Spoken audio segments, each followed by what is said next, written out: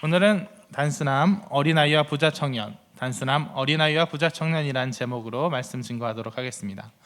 최근 지난 주일에 이제 추수감사 주일이라서 아이들 유아 세례가 있었습니다. 저희 둘째 아이도 받았는데 그때 교육을 하면서 이런 내용을 다뤘어요. 어떤 교단에 따라서는 유아 세례를 인정하지 않는 교단도 있다. 왜 그러냐면 이제 걔가 뭘 아냐는 거죠. 구원의 이를 믿음을 고백할 수 있냐는 거예요. 물론 이것에 대해서 우리는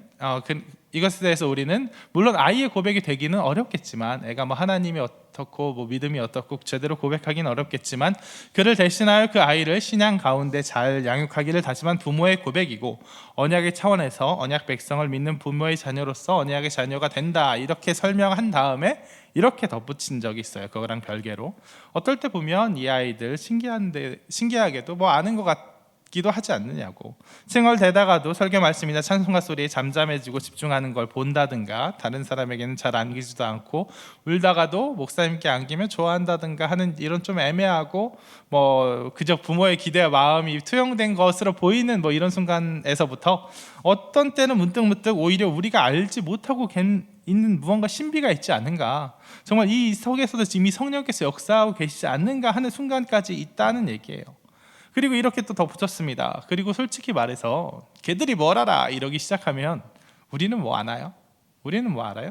교회 10년 20년 다니고 설교 말씀 들은 것만 해도 몇천 시간 혹은 몇만 시간 되시는 분들, 그리고 나름 이렇게 공부한다고 이러저래 해봐도 뭐 대단한 거 아는 거 아니잖아요. 그저 성령께서 내 마음에 일러주신 몇 가지 가지고 사실 우리도 그냥 부분적으로만 아는 거잖아요. 그런데 뭐 그리 난 많이 안다고 애가 성인 될 때까지 기다려야 된다, 즉 자격이 없다, 그렇게 얘기하겠어요. 오늘 본문의 제자들도 그렇습니다. 부모들이 아이들을 데리고 예수님께 안수해달라고, 만져달라고 왔어요. 오니까 꾸짖습니다. 뭐 지금이야 아이 어린이 하면 귀하게 여기고 대접해 줄 때니까 이렇게 애들 데려오는데 꾸짖는 게 이해가 안 돼도, 당시에는 애는 사람 취급도 잘 안 할 때니까 자연스러운 일이었어요. 예로 이스라엘에서 이제 모인 사람의 수가 뭐 5천 명이다 할 때 여자 아이는 들어가지 않는 거 아시죠? 그리고 심지어 그 합리적이고 과학적이고 어서 막 근대 법전을 이루는 나중에 근간이 되었다는 로마법에서도 공식적으로 어떻게 되어 있냐면, 아이는 부모의 소유물로 규정되어 있어서 죽여도 갖다 버려도 전혀 대죄가 되지 않았어요. 그러니까 당신 그 정도로 애들을 무시하고 별로 사람 취급을 안 할 테니까 제자들이 그렇게 안수해봐야 애들이 뭘 하냐 이러면서 쓸데없는 일로 예수님 번거롭게 하지 말라고 쫓아내는 게 너무나 당연한 일이었던 거예요. 그런데 그때 예수님께서 어떻게 하시죠? 그냥 괜찮다, 이쁘게 봐줘라, 그렇게 하신 것도 아니고 뭐예요? 노하시며 이르시되 아이들이 내게 오는 걸 막지 말라 하시면서 오히려 일반적인 상식과 반대되는 얘기를 하세요. 하나님의 나라가 이런 자의 것이니라. 내가 진실로 너희에게 이르노니 누구든지 하나님의 나라를 어린아이와 같이 받들지 않는 자는 결단코 그곳에 들어가지 못하리라 하시고, 어쩌면 속으로 이렇게 말씀하셨는지도 모르죠. 야, 그럼 너희들은 뭐 아니야, 나중에 다 나 버리고 도망갈 거면서 아직 한참 먼 너희들보다 차라리 애들이 낫다, 이렇게 생각하셨을지도 모르겠어요. 뭐 굳이 뭐 제자들을 흠집내지 않아도, 제자를 탓하지 않아도 우리도 종종 발견한 사실 아닙니까? 우리보다 아이들이 낫다. 애들 믿음이 오히려 종종 강인하고 순수하고 오히려 더 뜨거움을 보게 됩니다. 제 첫째 아들 민우가 있는데 밤에 이제 같이 기도를 해요. 밤에 이제 뭐 목사 아들니까 당연히 같이 기도하겠죠. 밤에 자면서 자, 이제 아빠는 같이 기도하자 하고, 하나님 감사합니다, 오늘 하루 잘 지켜주셔서 감사하고요, 밤에 안 깨서 뭐 엄마 아빠 동생이랑 푹 잘 수 있게 해주시고요, 뭐 이렇게 기도를 해요. 근데 하루는 이렇게 기도하고 예수님의 이름으로 기도했습니다, 아멘 하면 걔가 이제 아멘 하고 따라 하는데, 하루는 안 된다는 거예요. 아멘 아니라는 거예요. 더 해야 된다는 거예요. 왜 안 됐냐고 하니까, 왜 검은 고양이한테 지켜주세요, 검은 고양이 물리쳐주세요, 이 얘기 안 하냐는 거예요. 왜냐면 이게 검은 고양이가 뭐냐면, 걔가 읽는 동화책 중에서 이제 아기 새를 검은 고양이가 이렇게 잡아먹으려고 하는 게 나와요. 그래서 걔는 세상에서 제일 무서운 게 검은 고양이에요. 그리고 요새는 좀 그 검은 고양이 친구로 제가 올빼미 등장시켜서 그 둘을 제일 무서워하는데, 그래서 밤에 안 자면 이제 엄마가 맨날 겁주는 거죠. 검은 고양이가 잡아간다고. 그러니까 애가 검은 고양이 얘기만 나면 무서워하는데, 왜 그 검은 고양이한테서 날 지켜주라는 그 가장 중요한 얘기를 안 하냐는 거예요. 그래서 결국 그래 알았어 하고 검은 고양이 물리쳐주세요가 같이 기도하고 재웠는데, 그러면서 이제 정말 키우는 보람이 있구나. 애가 기도가 기도하고 하나님께 의지하고 하나님께 내 간절한 소원 얘기하는 걸 아는구나 하고 역시 키우지 않았구나 하고 뿌듯함과 동시에 또 이렇게 새삼 깨달았습니다. 참 어떻게 보면 이 아이한테는 뭐 또 이 아이한테뿐만 아니라 나 스스로도 밤에 이렇게 같이 애 데리고 기도하고 잔다는 그 모습만 어떻게 보면 의례적으로만 했을 뿐 정말 가장 중요한 걸 얘기하지 않았구나, 가장 중요한 문제를 다루지 않았구나, 내 기도가 참 공허하고 의례적이었구나 라는 생각이 들었어요. 물론 애 붙잡고 기도하는데 오래 기도는 못하겠죠. 근데 항상 하는 얘기가 잘 지켜줘서 감사합니다, 오늘 밤도 잘 지내게 해주세요, 내일도 잘하게 해주세요. 너무나도 의례적으로 지나갔다는 거예요. 참 그러면서 이게 바로 아이한테 배우는 거구나 라는 얘기가 들었어요. 정말 내 가장 중요한 문제, 내 있는 문제 그대로 하나님께 얘기하는 그 단순함, 우직함, 이걸 바로 예수님께서 얘기하신 어린아이와 같지 아니하면, 어린아이 같이 하나님 나라를 받들지 아니하면 들어갈 수 없다고 말씀하신 그것이 아닌가 싶습니다. 네, 저는 이렇게 생각합니다. 어린아이와 같이 되지 않으면 하나님 나라에 들어갈 수 없다. 거기서 우리가 받아야 될 키워드는 뭐냐면 단순함이에요. 단순함. 우리는 이 구절을 보면서 그 단순함보다는 순진함과 순수함의 단어를 먼저 많이 떠올렸어요. 막 아이와 같이 때묻지 않고 막 순진하고 순수하고 너무나도 아름다운 그 모습, 어린아이 같이 그냥 맑아지고 예뻐지는 그 모습을 떠올렸는데, 사실 이렇게 떠올리기 시작하면 이 구절은 상당히 그냥 예문적인, 그냥 좋은 말만 하는 구절이 돼버려요. 왜냐하면 우리는 이미 순진하지 않고 순수해질 수 없기 때문에, 이미 때가 묻을 대로 묻어서 이미 다 아는데 어떻게 다시 나 아무것도 몰라요 하는 순진함으로 돌아가겠어요. 그게 아니라 우리가 이 규정에서 받아야 되는 건 단순해지는 거예요. 단순해진다는 건 어떤 하나에 철저히 매달린다는 거예요. 철저히 거기에 천착한다는 것, 좀 심하게 말하면 집착한다는 거예요. 그거 말은 그 하나만 바라보고 그 하나 외에 나머지 다른 거는 버린다는 거예요. 다른 좋은 것들도 버린다는 거예요. 자, 이 어린아이를 막지 말라, 아이 안수 얘기가 나온 다음에 마태, 마가, 누가복음을 통틀어서 똑같은 얘기가 똑같이 나옵니다. 어떻게 나오냐면 부자 청년의 얘기가 나오고 부자가 천국에 들어가는 게 어렵다는 얘기가 나와요. 자, 이 부자 청년의 얘기를 같이 얘기하면 이 아이와 부자 청년의 대비가 더 잘 나올 것 같아요. 부자 청년이 와서 예수님을 부릅니다. 예수님, 선한 선생이며 내가 천국에 들어가려면 어떻게 해야 됩니까? 그러니까 예수님께서 얘기하시죠. 네가 나를 왜 선하다 하냐? 나는 선하지 않고 하나님만 선하다. 이거는 예수님이 내가 하나님보다 좀 못하다라고 고백하신 얘기가 아니라 뭐죠? 부자 청년의 마음속에 이미 이게 있는 거예요. 당신 선한 선생님, 어떻게 천국에 들어가야 됩니까? 나도 선생님처럼 선해져서 천국에 들어가고 싶습니다. 벌써 이 부자 청년의 마음속에 공로주의가 있는 거예요. 예수님처럼, 예수님 무엇을 해서, 나도 예수님처럼 무엇을 해서 어떤 공로를 쌓고 그래서 선해져서 하나님 나라에 들어가겠다라는 그런 공로주의가 이미 있는 거예요. 그래서 예수님께서 천국에 가는 것은 그렇게 어떤 공로로 쌓아서 가는 것이 아니다라고 얘기해 주시는 거죠. 그 다음에 예수님께서 물으십니다. 뭐라고 물으시죠? 내가 하나님께서 말씀한 계명들을 다 지켰느냐라고 물으세요. 하나님, 내가 계명을 이미 안다. 안 하니 살인하지 말라, 간음하지 말라, 무수한 계명들을 얘기하세요. 그러니까 이 부자 청년이 뭐라고 하냐면, 선생님이여, 이것은 내가 어려서부터 다 지켰나이다 라고 얘기해요. 자부심이 있는 거죠. 선한 청년은 여태까지 나름 잘 살아왔다는 자부심이 있는 거예요. 자부심이 있어서 내가 이것들 다 지켰습니다. 그래서 이것들 말고 또 뭘 더 해야, 또 공로를 더 쌓아야, 더 뭘 갖춰야 내가 하나님 나라에 들어갈 수 있지 않겠습니까? 알려주면 내가 알려주십시오. 저 그것마저도 갖추겠습니다. 더 좋은 사람이 되겠습니다. 더 선한 사람이 돼서 나아가겠습니다 하고 더 뭔가를 갖추려 그래요. 그때 예수님께서 말씀하십니다. 뭐라고 말씀하시냐면, 내게 아직도 한 가지 부족한 게 있다. 내 모든 소유를 팔아서 나눠줘라. 이것은 일권 들어보면 좀 이상한 얘기 같아요. 돈이 있는 게 죄는 아니잖아요. 돈이 있는 게 죄는 아니에요. 구약의 모든 계명 중에 내 모든 소유를 팔아서 나눠주라는 말 있지 않았어요. 그리고 부자가 돼서 가난한 사람이 선하고 부자가 악하다, 이런 구절이 아니에요. 이 말은 무슨 뜻이냐면, 부자 청년은 이미 뭐예요? 다 이루었다는 거예요. 구약의 모든 계명, 하나님을 사랑하고 이웃을 사랑하는 그 모든 계명이 이미 내 안에 난 다 이루었다는 거예요. 이미 이루고 떠났어요. 그 계명에서. 그래서 내가 뭔가 새로운 걸 더 해야 되지 않겠습니까? 새로운 것을 더 갖추겠습니다. 내가 그것을 떠나서 그건 일단 기본으로 깔고 그것보다 더 무엇을 얻어서 위로 올라가겠습니다 라고 하는 거예요. 그때 예수님께서 뭐라고 하시는 거예요? 너 하나님 사랑하고 이웃 사랑하라는 그 계명 끝까지 제대로 실천했느냐라고 물으시는 거예요. 내 이웃을 사랑하라고 했는데, 내 이웃을 내 자신과 같이 사랑하라고 했는데, 그 내 이웃을 내 자신과 같이 사랑하라는 그 계명을 내가 끝까지 실천했느냐는 거예요. 내 부모를 공경하라, 살인하지 말라, 이 계명들에 있는 진짜 메시지, 하나님 사랑하라가 이웃 사랑하라를 내가 정말 끝까지 해봤냐는 거예요.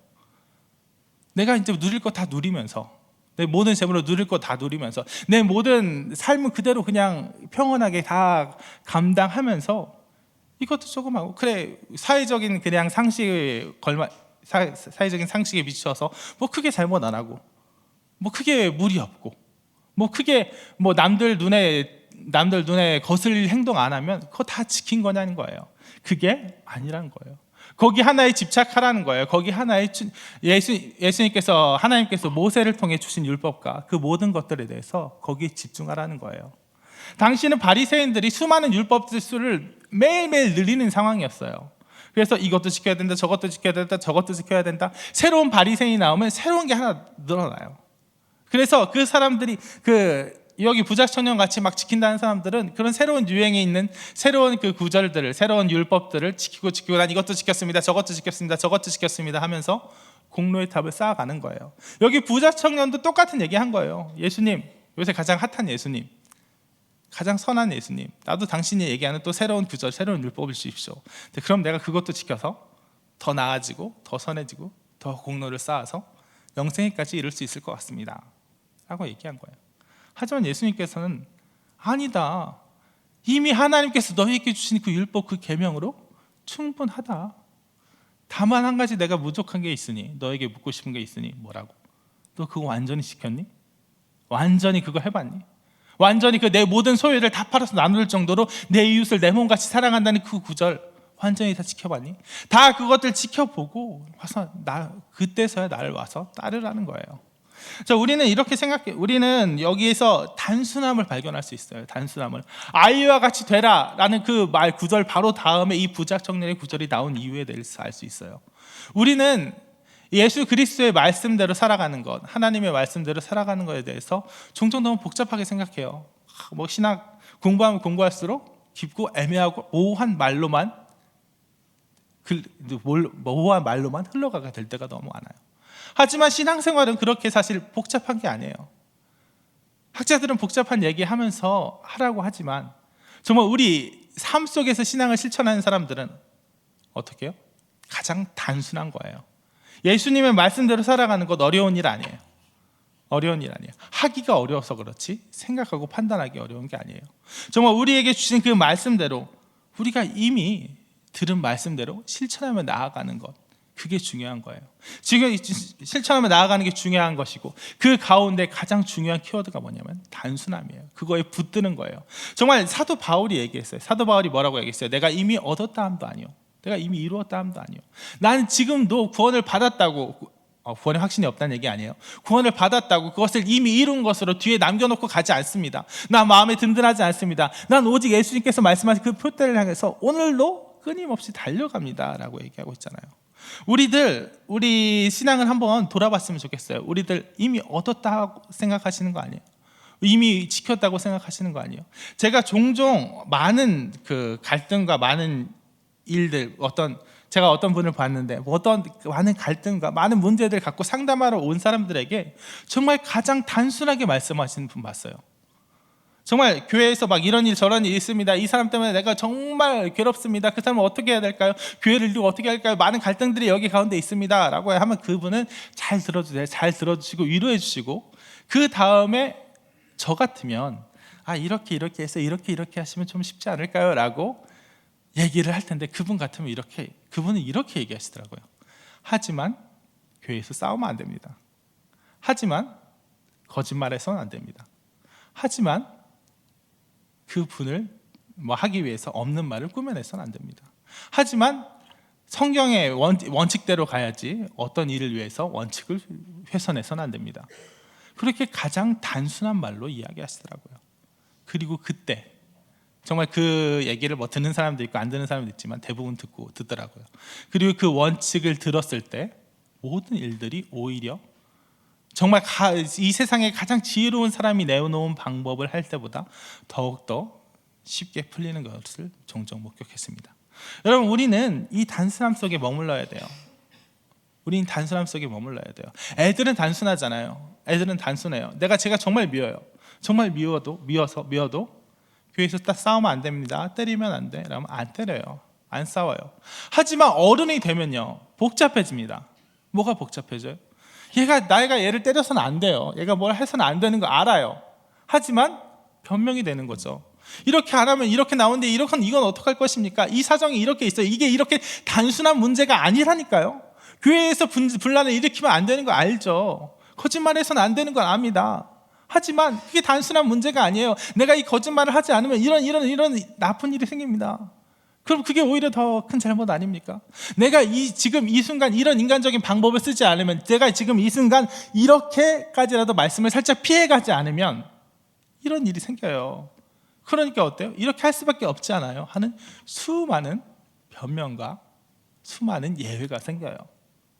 그건 어떻게 보면 일견 합리적이에요. 일견 맞는 얘기예요. 그래요. 정말 어떻게 보면 말씀 율법적으로 그 자구에 연연해가지고 정말 상대에게 큰 상처 주는 그런 말을 굳이 하기보다는 살짝 거짓말이라고 하는 살짝 말을 돌렸을 때 오히려 선한 길로 인도할 때도 있어요.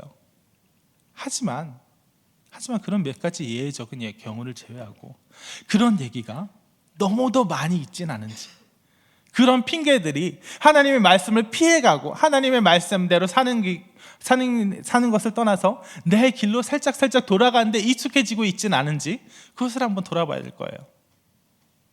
언제부터 내가 그렇게 지혜로웠다고? 언제부터 내가 그렇게 똑똑했다고? 언제부터 내가 그렇게 내 힘으로 내 인생 살아가도 된다고 자신만만했다고?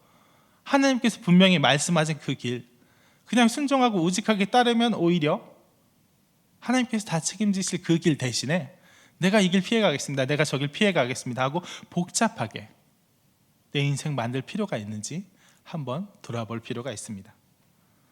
말씀을 정리하도록 하겠습니다.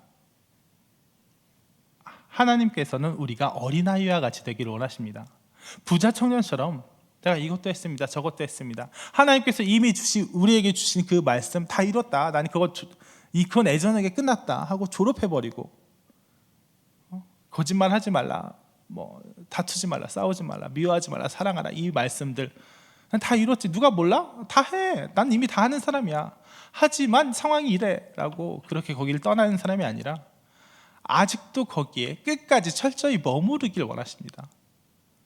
사랑해라, 거짓말하지 말라, 다투지 말라, 그 말에 철저히 머무르길 원하세요. 그래서 정말 우리가 살아가면서 많은 여러 가지 갈등들도 있고 여러 가지 많은 다른 요소들도 있어서 그 모든 요소를 고려하지 않을 수 없겠지만 그럼에도 불구하고 거기를 붙들기 원하세요.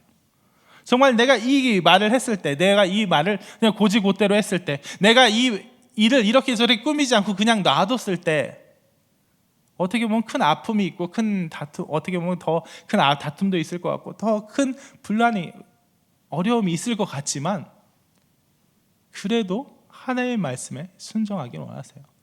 하나님 말씀에 단순하게 머무르길 원하세요. 그럴 때 우리에게 진정한 능력, 진정한 은혜가 일어날 줄로 믿습니다. 다 같이 아까 불렀던 찬양 94장 찬양 다 같이 부르시고 기도하시겠습니다.